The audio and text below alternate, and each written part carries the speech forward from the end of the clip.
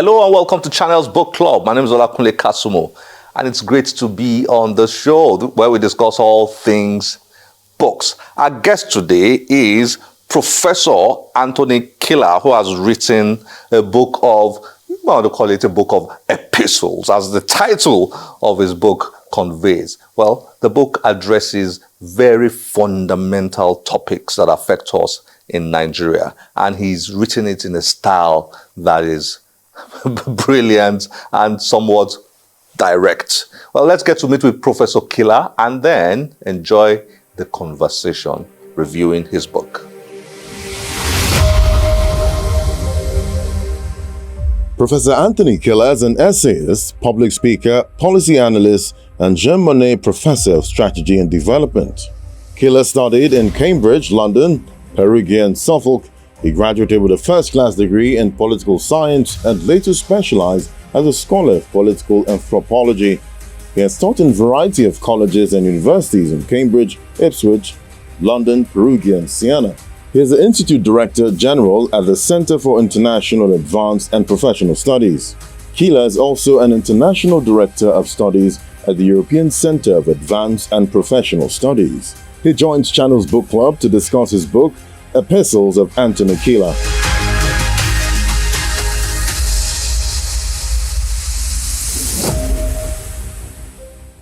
Professor Kila, nice to have you on Channel's Book Club. Delighted to be here. It's great to have you here. Yes, delighted to be here. Epistles of Anthony Kila, Reflections on Nigeria. Yes. The word epistles, of course, you think of the Bible and the epistles of Paul and all that. Well, that was the idea behind naming this particular write-ups epistles, right? Being like Paul, you mean? Like Paul. But I think it's a lovely coincidence. The idea, anyway, when you look at it, there are parallels, no doubt. You know, the idea is to talk to stakeholders and protagonists of issues. Then it became to Nigerians in general, so that we can identify issues, reflect together, and where possible, provide solutions. Yes, but I think you're right. I mean, I do like Paul, of all the apostles. I think, yes, I'm a big fan of Paul. So there's something there, but, they are letters, so they're epistles. I like that. So epistles. Yes. I mean, for the sake of viewers, what you've done here is to start every single one with dear whoever you're writing to. Yes. Dear readers. Yes. Dear presidents. Yes. Dear Mr. President. Dear...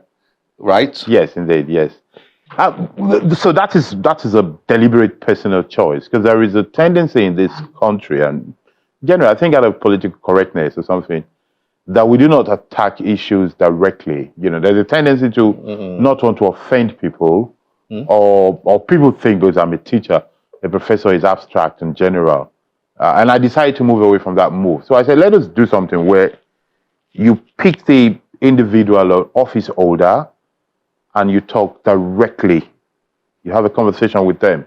And then, of course, because it's a public conversation, others then can read it and have a view. Yes. Mm-hmm.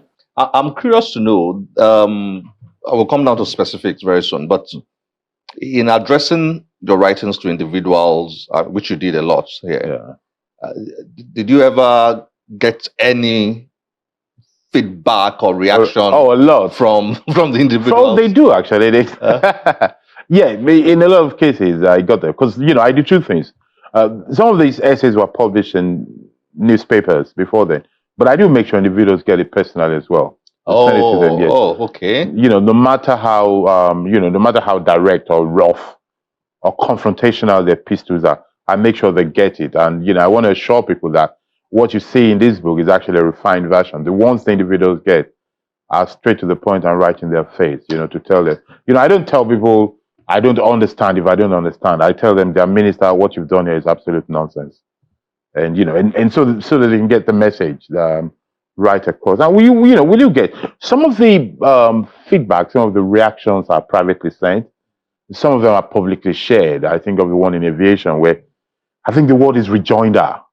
The right rejoinder. So there's a lot of rejoinders. As a matter of fact, in doing this volume, one of the choices the editors had to make was, should they add the rejoinders or not? And I think one of the publishers said, no, this is your book, not theirs. They're so interested, let them write theirs as well.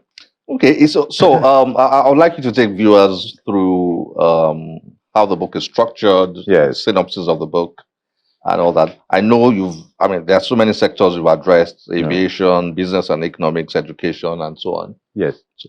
Well, I think so. What we've done is this: the Epistles is a collection of essays in form of letters to protagonists and stakeholders of issues. So we've taken one issue at a time, looked at something that we think is not going well, and try to find a solution, or look at something we think that has been done well, and try to praise the person and let others know they can learn from it. And the essays or letters that we're choosing here are the ones that we think can be evergreen, can always be relevant. And it is not dated. You're going to come to that, yeah. So the choice that anytime you read it, you can see still the relevance. And if it's not relevant, you can see the improvement that has been made. And if there's no improvement, you look at it and you say, wow, this is what this book is talking about. That is what we're hoping the reader will get in reading it. And so we follow issues. Then at some point, by the time of making the book, the essays were then grouped together under themes or topics. So that is where you have aviation, banking and business, to go to the agri sector, to go to defense and security. We have some things on religion. We have something on monarchy. We have something on the structure of Nigeria. We have some things on law and politics, some things on corruption. So the idea is that, for policymakers, for students of politics, for people who want to understand Nigeria, you can go through this book and see some diagnosis, prognosis, and some solutions on some issues one might be dealing with at any given point. So why are they not dated? So I'll take you back to that, because Yes. I was curious about that. There were some I was reading and I was wishing you had the date on it. When did he write this? When did he write this? Yeah, why is it not dated? Because we want the readers to be active participation. It's a book that, yes, we made it simple. You don't have to read from page 5 to 10.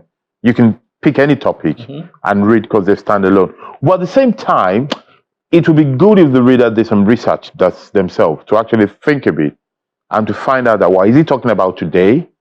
Then you can look at it. But whilst it has no date, the references that hint at the moment it happened. So if you follow current affairs, you might not remember immediately, but a quick thought, it will come to you when it happened.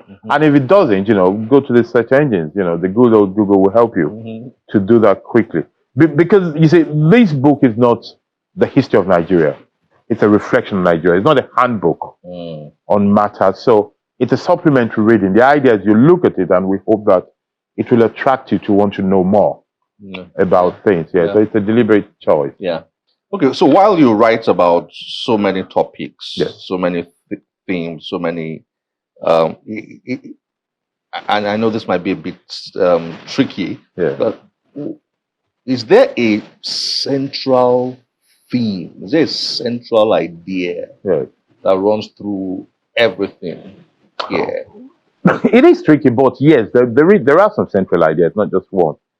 The idea is that, and this allow the pomposity to say that I try to show that commentators and writers and and analysts want that when you analyze a problem, you should always provide a solution.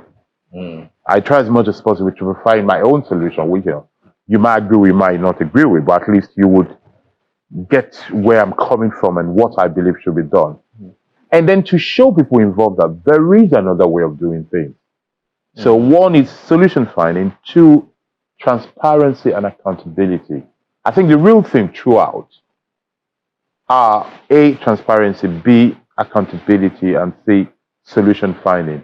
The idea of the modern citizen, that everybody should know what is going on, and anybody who is in charge should know they have a duty of finding solutions to the situation, and improving whatever it is you've met.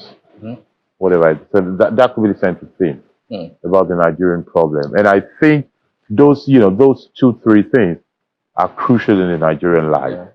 Transparency and accountability and solution finding, which would lead us to progress and prosperity, which overall are the things we desire. Yeah, yeah. Reading through the aviation section, Yes. I could deduce worry, maybe anger. Yeah.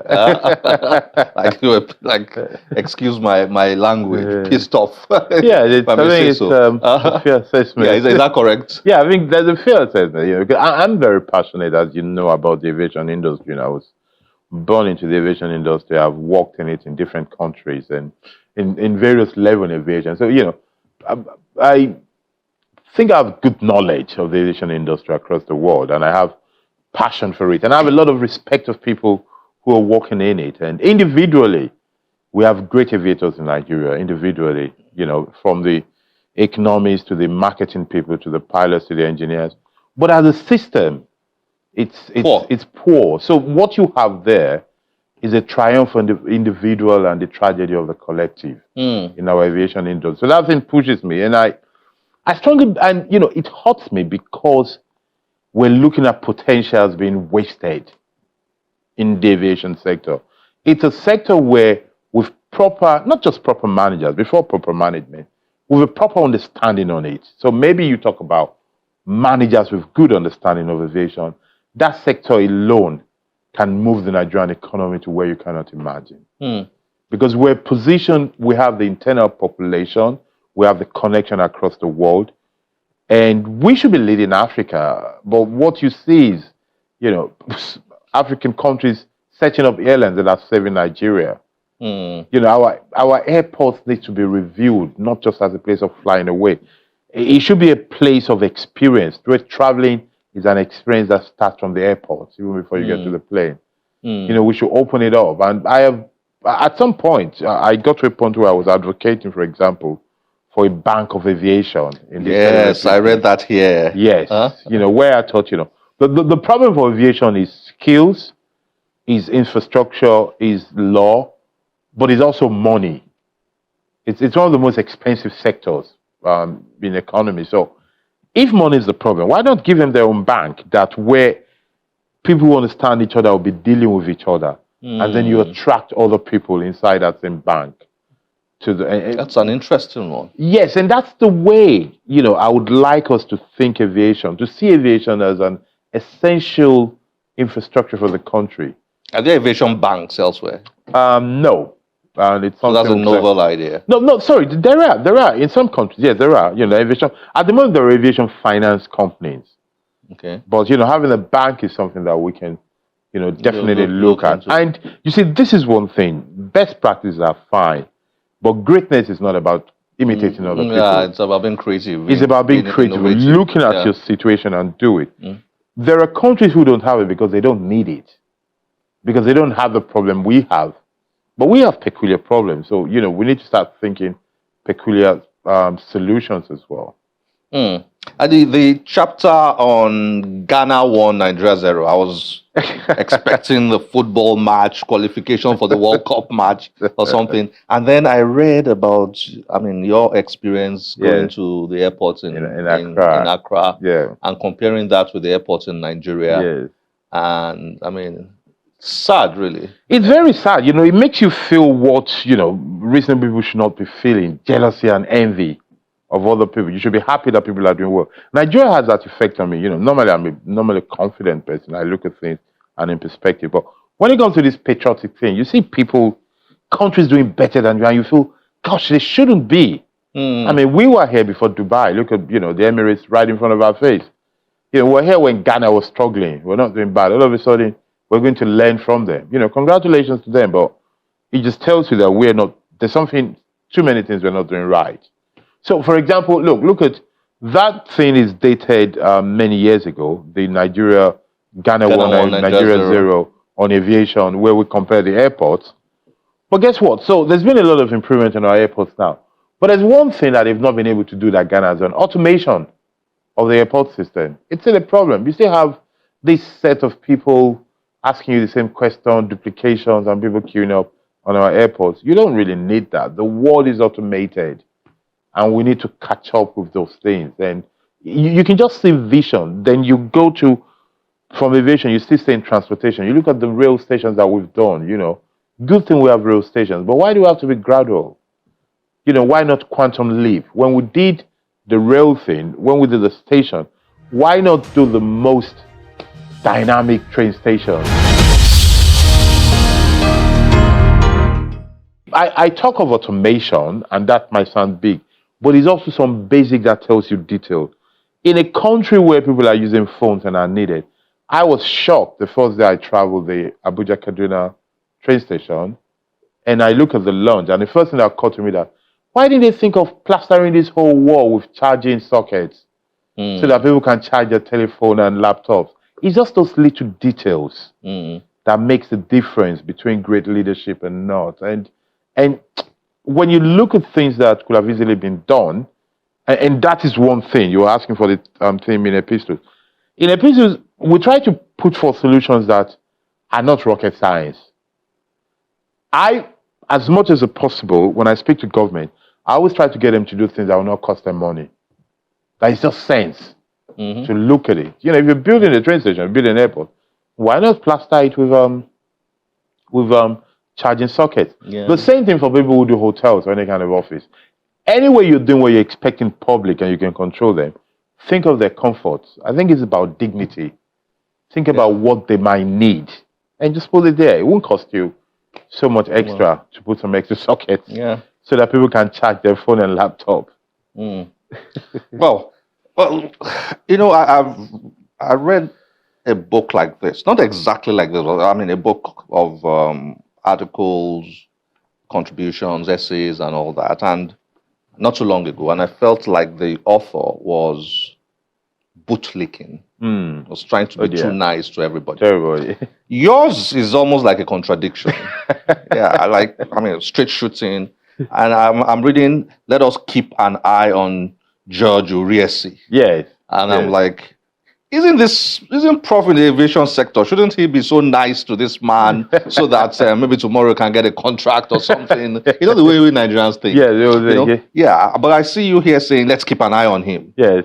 Keep an eye on him. Watch him. And all that. Yeah. So that seems to characterize, you and your writing in many ways. Yeah? Well, you're right. Because if you really want to, so as a writer, and I guess as a teacher, as a scholar as well, why do we do things? We do it for posterity. I personally, not for today. You do it so you can get solution for today, and you can put your name somewhere tomorrow. If you're going to do that, then you don't want to bootlick, as you say.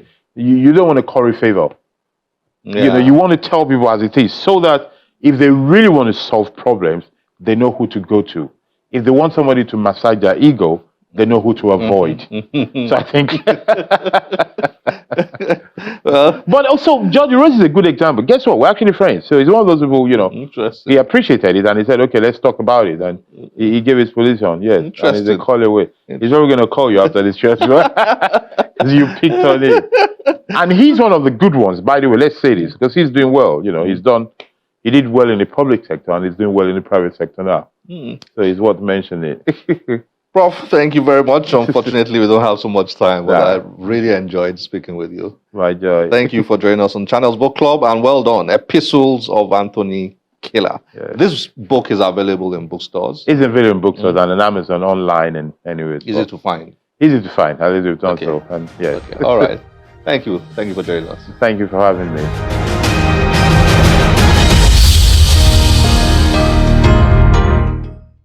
My name is Olaoluwa Olajide, and I'm the author of this book, Hallmarks of Achievers. I work as an HR practitioner in an FMCG organization.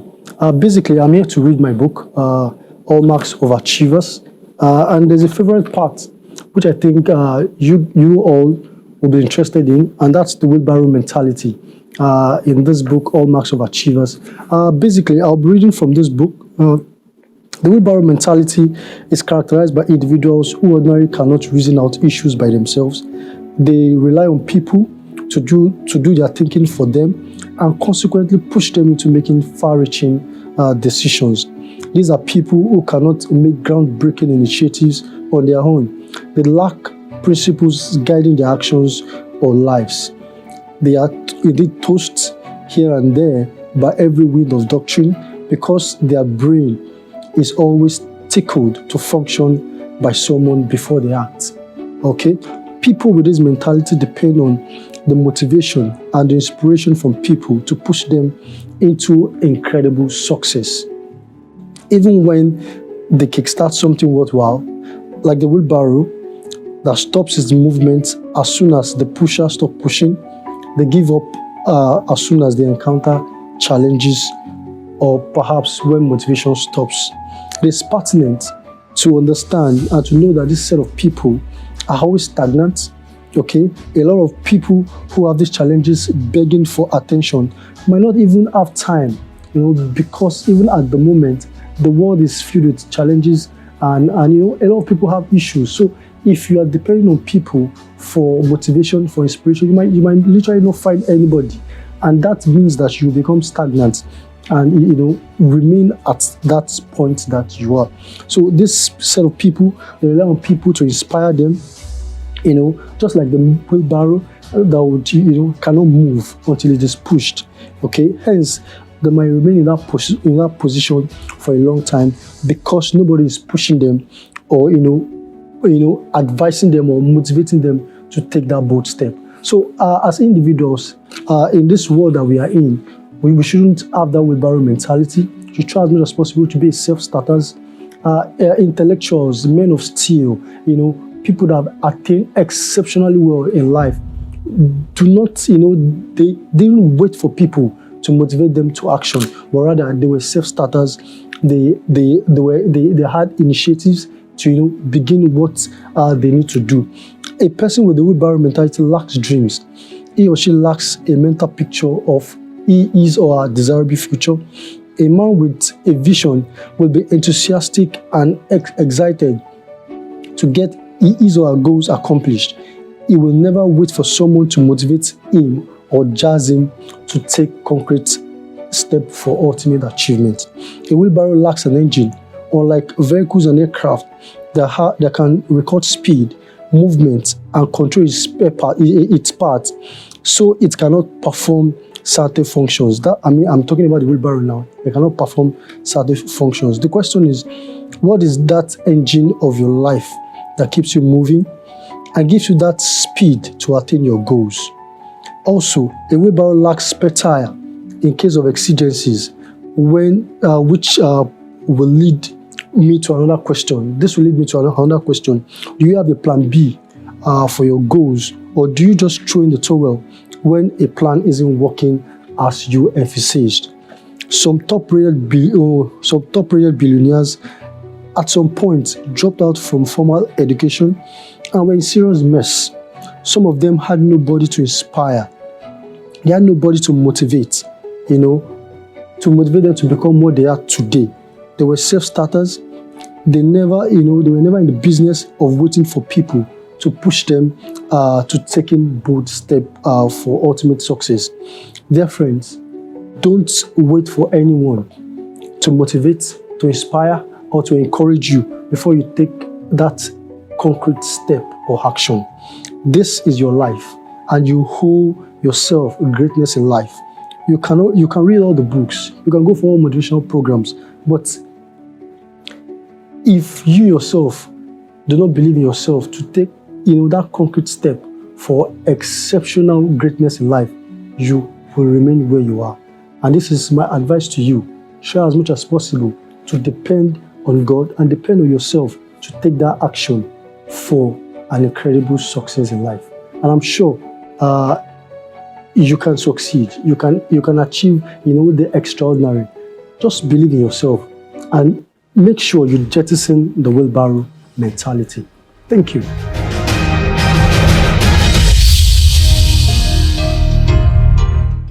For now, this is where we have to end it. As always, we'll be delighted to get your feedback through any of our social media platforms displayed on your screen. This is the time when we begin to consider our books of the year. So if you have any recommendation, if you think this book must absolutely be one of the top 20 books in Nigeria for the year 2023, send that title to us via Facebook, X, or Instagram, and we'll consider that particular title that you're recommending.